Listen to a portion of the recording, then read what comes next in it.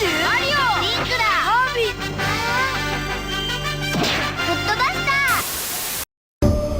a month after I released the original video, Luft would announce new parts of the series coming out. Chapter 7, which is titled Confuser, a new anthology titled The Messenger, and then the Epilogue, which is titled Afterthoughts. What these are about? Well, stay tuned. To pick up where we left off, the caption for Chapter 7 says this: "He isn't lying, he wouldn't lie either. He doesn't know, but she might have suspected it from the beginning."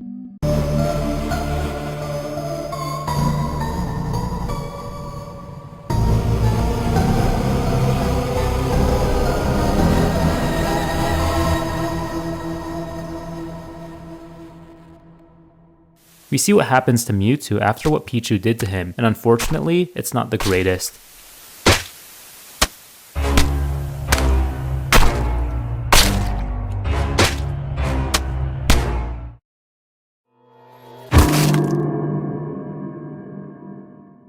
Like I said in the previous video, Mewtwo is one of the strongest Pokemon out there, but we'll see how this turns out.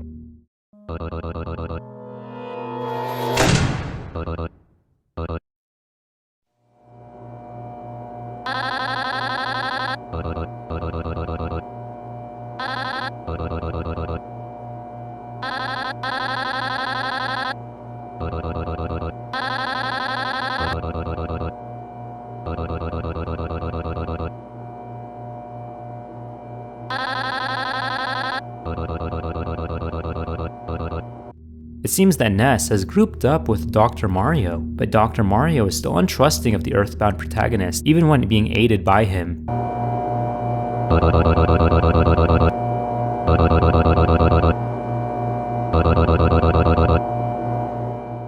Dr. Mario then notices Wii Sword Fighter is alone and immediately calls for Rob's help, but then...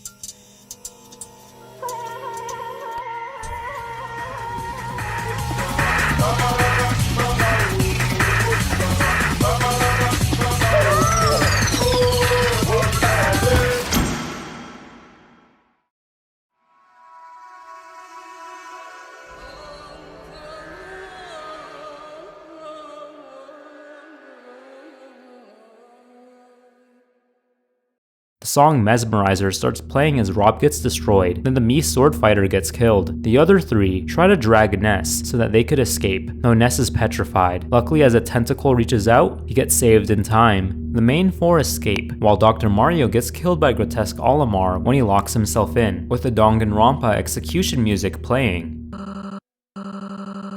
Honestly, this was what everyone was waiting for, but as a result, we lose 3 of our main characters. Man, this really is a step up. I'm proud of you, Luft. I'm proud of you. And the choice of music? Brilliant. Martha with facial hair. Doesn't he look a bit like Clive Rosfield? A theory in the comments pointed out that the infection may be able to control dead bodies, while others say it's the Pikmin controlling him. I really try my best to leave the theories to you guys, but it's some pretty interesting stuff.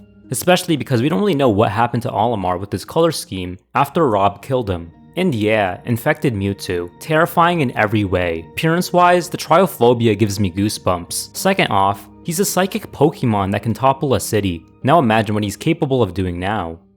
We continue on to the next anthology in the series titled The Messenger. The description plays out like this: why do they have to suffer as much as you do? I know it wasn't your intention. Was it your fault though? You certainly think it is, don't you? This isn't part of your imagination, but they are not real, right? But you are. And you can't let yourself be consumed by whatever horror you created. You created them. Based on this description, there's someone to blame. I've seen theories that it's the player, one of the Smash members, or Darkon to be the culprit for the infection.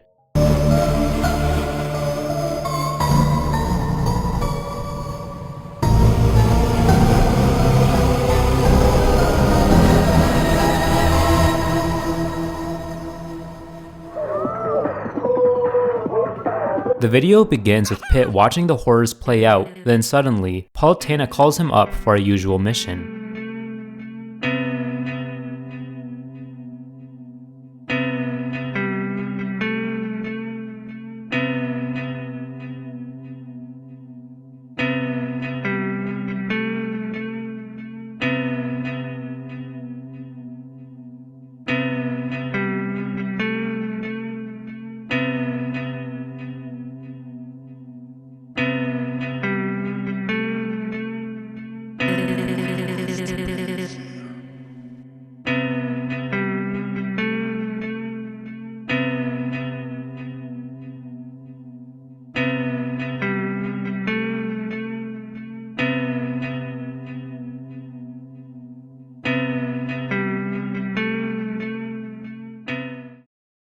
Palutena informs Pit of the infection and sends him off to find Mega Man to go stop the infection. As we know from Rob, the infection can't get to robots, which Mega Man, or at least the version we see of him in Smash, is fully robotic.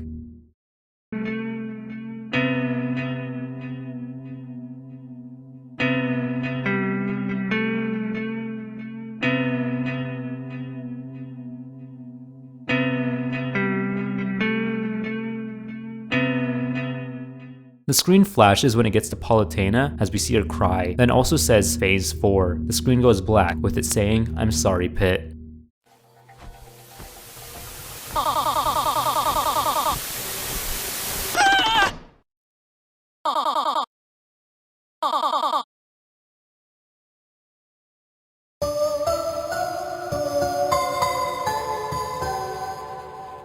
Pit goes off to find Mega Man, but then we see that Mega Man is actually infected. The video ends with it saying, "Oh wait, robots can't be infected, right?" A lot, and I mean a lot of questions get answered. First off, we know that Pit is the messenger in this case. Some people thought it would be Bowser Jr., but I knew it was Pit the whole time, especially because, you know, angels, messengers. Second off, Palutena is infected, but not in just any infection stage. She's in Phase 4, which considering that Kirby and Mewtwo are also infected, the cast is mega screwed. Also, because Palutena is Phase 4, she has remnants of her personality, but for the most part, she's just a shell of her former self. The fact that she cried and said "I'm sorry, Pit" may indicate that she has some kind of sympathy for what she's doing. And third, it's regarding Mega Man. Mega Man should be fine because he's a robot, and we saw that Rob, he didn't get infected because he was a robot. But it appears that Mega Man is infected, though it could also be that Mega Man is just damaged. As for what happens to Pit, it's very vague. But I like to imagine he survived and is doing just fine. I mean, we did see Luigi survive his encounter with Game & Watch. To continue on to afterthoughts, the description for this video gives us alternate lyrics to Lifelight. On that day when our light went away, the world started to end, and your eyes did a fading sunrise in the dark, turning off your voice. Noises grow in the spaces between, stretching you beyond time. Rising up's not an option that you can take on, flickering through your heart. These little sparks fight for their lives. Everyone suffers the struggle, and then the storms of change. They fan the flames, destroying wishes to the wind. Colors fade into a spiral of shame. A distant voice calls to a past with no end. Tell your tale, the choices have to be made. You're not okay when you cannot be yourself. Colors fade into a spiral of dark. The voices now started coming from far. The monster you made just cannot be damned. Now you can only ask on why you're even alive.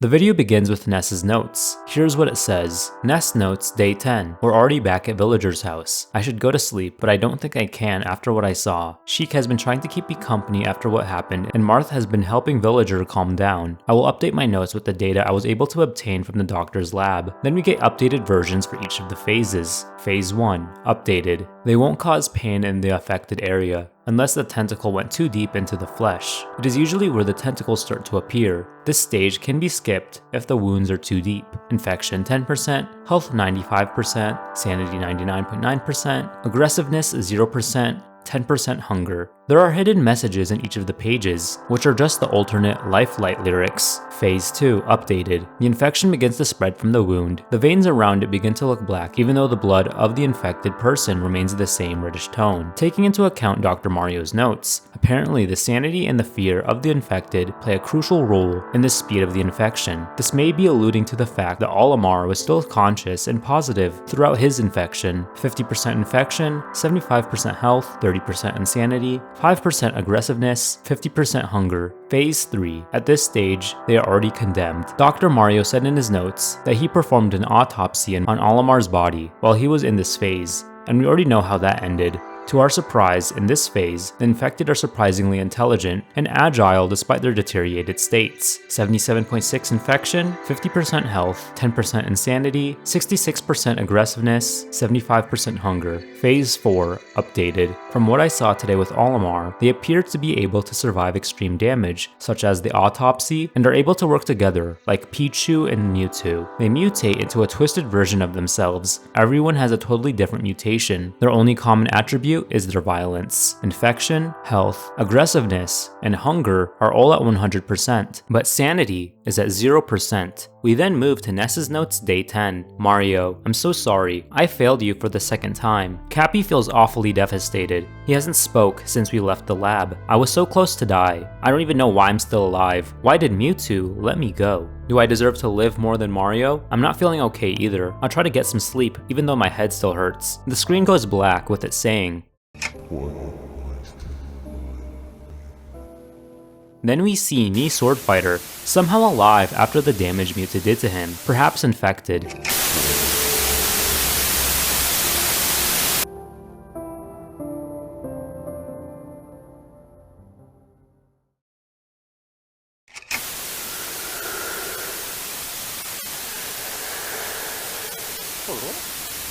We get flashes of the previous infected before it switches to Dr. Mario, who is still alive. Plus it seems he's been found by Banjo-Kazooie, which does confirm that the DLC are in fact part of the series. Before the video ends, we get one more character select screen with all the statuses. Mario, Yoshi, Luigi, Peach, Daisy, Snake, and Rob are all dead. Kirby, Pichu, Game & Watch, Pokemon Trainer, Olimar, Palutena, Inkling, Piranha Plant, and Mii Swordfighter are all infected. The shade of each purple may indicate the stage of infection they were in. Of course, for the ones still alive, we get Ness, Dr. Mario, Pit, Villager, Mega Man, and Banjo-Kazooie, which Pit and Mega Man's statuses may have shocked everyone. Our video then ends with the final message by Luft. A lot of theories and questions were answered in these 3 parts, including the inclusion of DLC and the statuses of certain characters, but we're still left wondering more. Who started the infection? Who else is infected? How can we reverse the infection? Can our cast members win? What truly is next? I guess we'll have to wait and find out, as Luft is a very busy person.